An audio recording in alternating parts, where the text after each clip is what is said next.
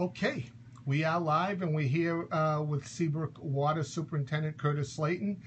Today, Curtis was before the Board of Selectmen asking for some voluntary water conservation measures in Seabrook. And Curtis, thank you for being here. What is it that you asked the citizens of Seabrook to do today? Well, we're asking the citizens to think about their water usage and how do they use town water. We want them to think about their irrigation habits and how that's being done. We see a couple weeks ago when we were having rain that some people were irrigating during a rainstorm. Not doing that would be very helpful to the water system. We're looking ahead till September, and we would like to make it all the way to October 1st without implementing more restrictive measures. What's going on now is that we have two wells that are waiting for parts. We hope to have both of them online by July 1st or so. And the other thing is, it's been a very dry spring, and normally we get a lot of rain through May and June, and that's not happening. So we usually don't get much rain through July or August, and we're trying to make it to September at the end of the season.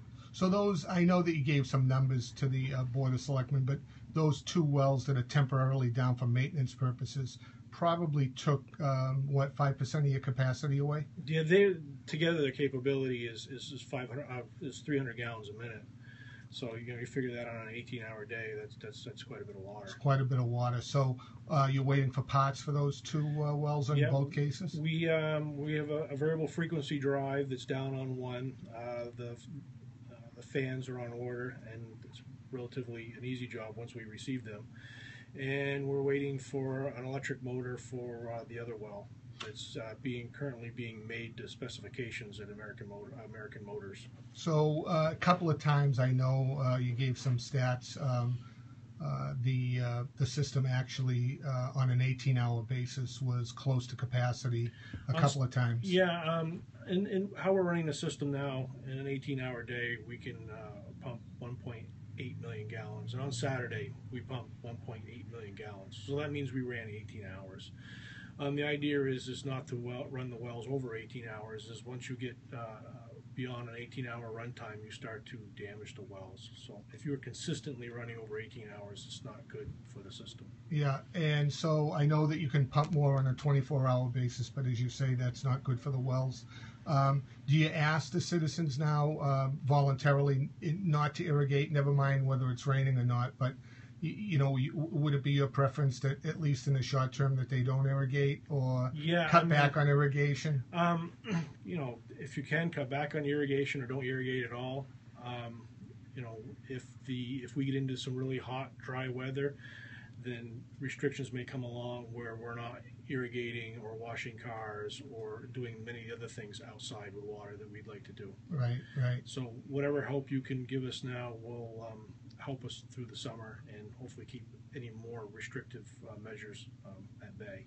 And so during the peak times, what could we pump on the 4th of July? I know you talked about 1.8 million gallons.